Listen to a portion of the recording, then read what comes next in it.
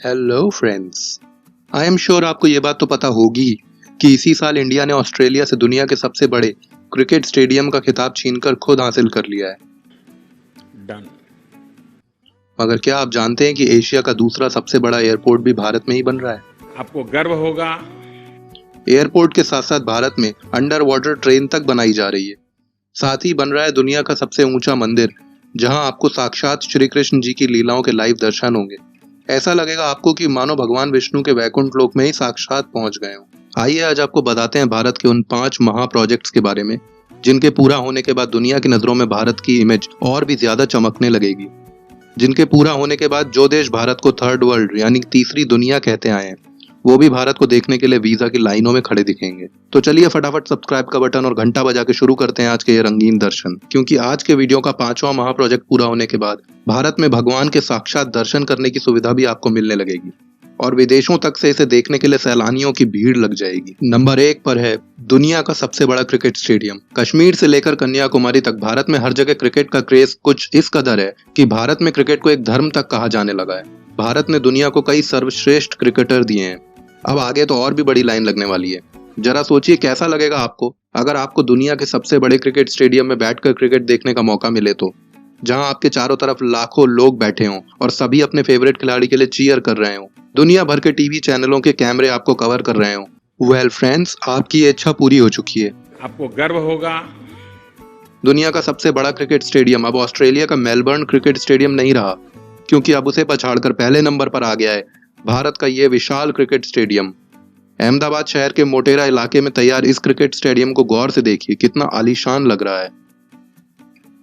दरअसल ये वही पुराना सरदार वल्लभ भाई पटेल स्टेडियम है, मगर माजरा ये है कि उसी पुराने सरदार वल्लभ भाई पटेल स्टेडियम को तोड़कर ये नया स्टेडियम बनाया गया है। ये स्टेडियम पहले 50,000 दर्शकों को बिठा पाता था, लेकिन ये पहले के मुकाबले अब दुगने दर्शकों को आराम से जगह दे सकता है। 1,10,000 से ज्यादा दर्शक इसमें आराम से बैठकर मैच देख सकते हैं।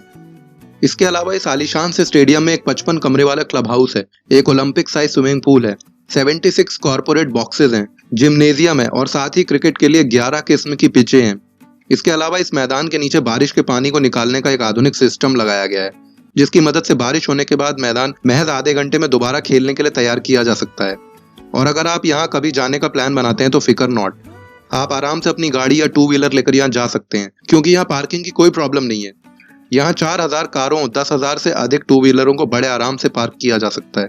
साथ ही अगर आप चाहें तो मेट्रो से भी यहाँ आ सकते हैं। स्टेडियम के पास ही मेट्रो लाइन भी लाई गई है। अब इतना सब एक साथ बनाए तो सोचिए स्टेडियम आखिर कितना बड़ा होगा।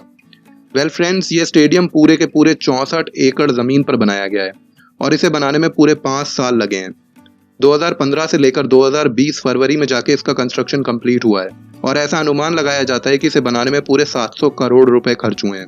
पीएम नरेंद्र मोदी ने ही दुनिया के सबसे बड़े क्रिकेट स्टेडियम को बनाने की योजना बनाई थी। दरअसल मोदी गुजरात क्रिकेट एसोसिएशन के अध्यक्ष के तौर पर भी काम कर चुके हैं। उसी दौरान इन्होंने इसे बनाने की योजना बनाई थी और आप तो जानते ही हैं, जितना बड़ा स्टेडियम उतने ज्यादा दर्शक और उतनी ज्यादा कमाई।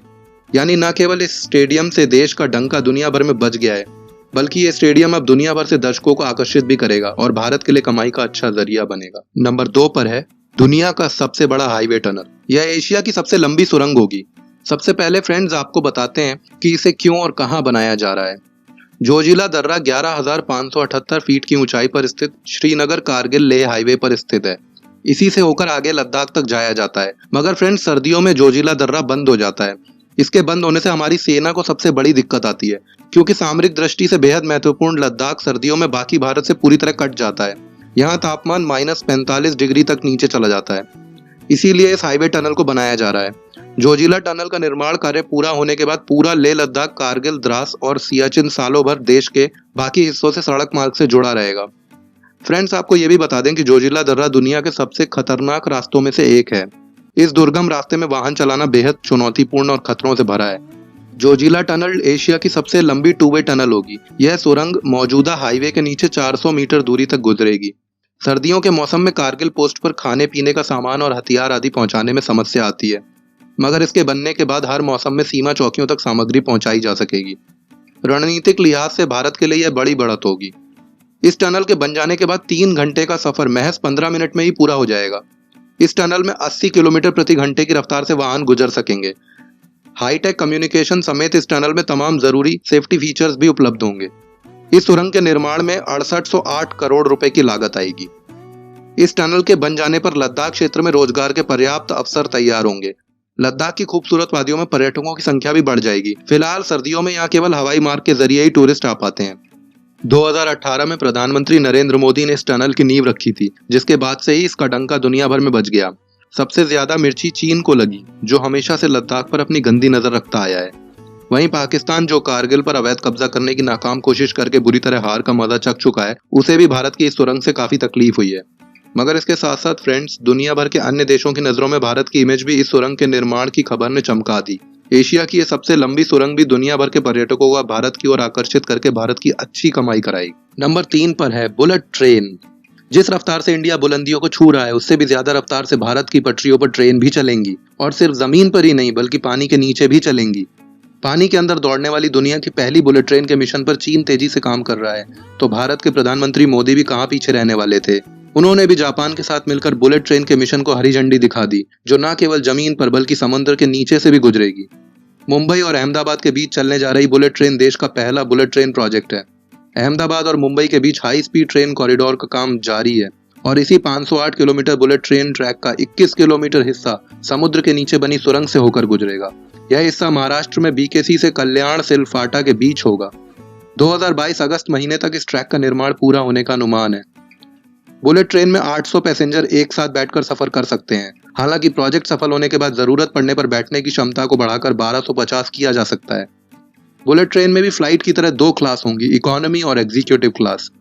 बुलेट ट्रेन में रिवॉल्विंग सीट भी होंगी फ्रेंड्स, जो आपके सफर को और भी आरामदायक और मजेदार बना देंगी। बुलेट ट्रेन का किराया फ्लाइट से कम और राजधानी AC 2 टियर के बराबर होगा। इस प्रोजेक्ट पर लगभग 1 लाख करोड़ रुपए का खर्च आएगा, मगर मोदी जी का कमाल देखिए कि इस लागत का 80% जापान ने भारत को सिर्फ 0.1% के ब्याज पर दिया है, और उसे चुकाने के लिए भारत को दिए हैं पूरे 50 साल। साथ ही पहले 15 साल भारत को कोई कर्ज ना चुकाने की भी छूट जापान ने दी है। लेकिन अफसोस के साथ ये कहना पड़ रहा है कि इस ट्रेन का आनंद लेने के लिए आपको थोड़ा रुकना पड़ेगा, क्योंकि महाराष्ट्र सरकार ने 2019 से ही प्रोजेक्ट को होल्ड पर रख दिया है। उनका कहना है कि बुलेट ट्रेन उनकी टॉप प्रायोरिटी नहीं है। इस बारे में आपको क्या लगता है, बुलेट ट्रेन अभी बनानी चाहिए या नहीं? आप कमेंट करके अपनी राय बता सकते हैं। नंबर 4 पर है एशिया का दूसरा सबसे बड़ा एयरपोर्ट। भारत का सबसे बड़ा एयरपोर्ट और एशिया का दूसरा सबसे बड़ा एयरपोर्ट उत्तर प्रदेश के गौतम बुद्ध जिले के झेवर में बनाया जा रहा है, जो ग्रेटर नोएडा से सिर्फ 56 किलोमीटर की दूरी पर स्थित है। मगर फ्रेंड्स, क्या आप जानते हैं कि इस एयरपोर्ट को बनाने का प्रपोजल 2001 में किया गया था, मगर विपक्ष के अड़ंगे के कारण यह अभी तक बन ही रहा है। दरअसल झेवर एयरपोर्ट दिल्ली के इंदिरा गांधी इंटरनेशनल एयरपोर्ट से सिर्फ 72 किलोमीटर की दूरी पर बन रहा है, और विपक्ष का कहना था कि यह इंदिरा गांधी एयरपोर्ट की ट्रैफिक और रेवेन्यू जनरेशन को काफी कम कर देगा। पर 2014 में मोदी सरकार आने के बाद इस पर काम होना शुरू हो गया। अब बस आने वाले सिर्फ 4 सालों में ये प्रोजेक्ट पूरा हो जाएगा। ये पूरा प्रोजेक्ट करीब 5000 एकड़ में फैला हुआ है, और इसमें लगभग 6 से 8 रनवे बनने वाले हैं। इसका नाम नोएडा इंटरनेशनल एयरपोर्ट होगा। ये एयरपोर्ट इतना बड़ा बनेगा कि इसका निर्माण 4 फेज में किया जाएगा। पहले फेज के पूरा होते ही यहाँ से हर साल लगभग 1 करोड़ लोग यात्रा कर पाएंगे। दूसरा फेज पूरा होने के बाद यहाँ से 3 करोड़ यात्री सालाना यात्रा कर पाएंगे। तीसरे फेज के बाद यात्रियों की संख्या बढ़कर 5 करोड़ हो जाएगी, और चौथे फेज यानी आखिरी फेज के पूरा होते ही यहाँ से 7 करोड़ यात्री हर साल यात्रा कर पाएंगे। इसी के साथ ये एशिया का दूसरा सबसे बड़ा एयरपोर्ट तो बनेगा ही, साथ ही दुनिया का 5वां सबसे बड़ा एयरपोर्ट होने का भी खिताब अपने नाम कर लेगा। इस विशाल एयरपोर्ट के निर्माण की खबर ने सारे विश्व का ध्यान भारत की ओर खींचने का काम किया है। दुनिया में भारत की धाक इस एयरपोर्ट के निर्माण के बाद और भी ज्यादा बढ़ जाएगी। नंबर 5 पर है विश्व का सबसे ऊंचा मंदिर। भारत के कल्चर और धार्मिक विरासत को भारत और दुनिया के बच्चे बच्चे को समझाने के लिए भारत में 1 या 2 नहीं बल्कि कई बड़े कृष्ण मंदिरों का निर्माण किया जा रहा है। करीब 2100 करोड़ रुपए की लागत से बन रहे इन मंदिरों की खूबियां ऐसी होंगी जिन्हें देख सारी दुनिया ही दंग रह जाएगी। तो चलिए फ्रेंड्स, जानते हैं कि भारत कैसे इन मंदिरों के जरिए भी दुनिया में छा जाने वाला है। इनमें से पहला है वृंदावन में बन रहा दुनिया का सबसे ऊंचा मंदिर, जिसे बनाने में लगभग 800 करोड़ रुपए का खर्च आएगा। ये मंदिर 700 फीट ऊंचा होगा और 65 एकड़ में फैला होगा। इसमें 70 मंजिला मंदिर बनेगा। इस मंदिर को एक अम्यूजमेंट पार्क की तरह डेवलप किया जा रहा है, यानी इसमें लाइट शो के जरिए आप भगवान कृष्ण की लीलाओं को महसूस कर सकेंगे। जैसे किसी अम्यूजमेंट पार्क में झूले होते हैं, ठीक वैसे ही यहाँ अघासुर, बकासुर, पूतना जैसे राक्षसों के वध से जुड़ी एक्टिविटी होंगी। मंदिर का मुख्य हॉल इतना बड़ा होगा कि उसमें एक बार में 5000 लोग आसानी से भगवान के दर्शन कर पाएंगे। साथ ही इसमें भागवत गीता एक्सपो भी होगा। इसमें भागवत की प्रमुख घटनाओं को दिखाया जाएगा। मंदिर में यमुना क्रीक भी होगा। इसमें लोग परिवार के साथ यमुना नौका विहार का आनंद ले सकेंगे। कैप्सूल एलिवेटर यहाँ का खास आकर्षण होगा।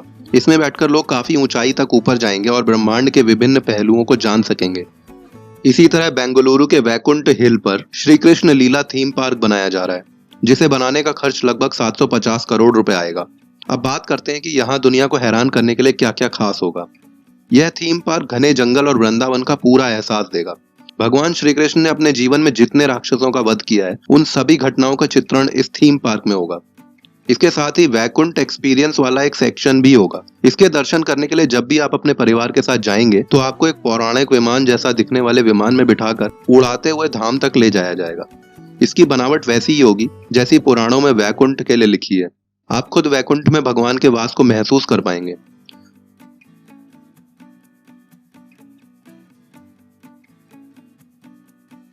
मंदिर में 5000 कारों की पार्किंग की व्यवस्था भी होगी।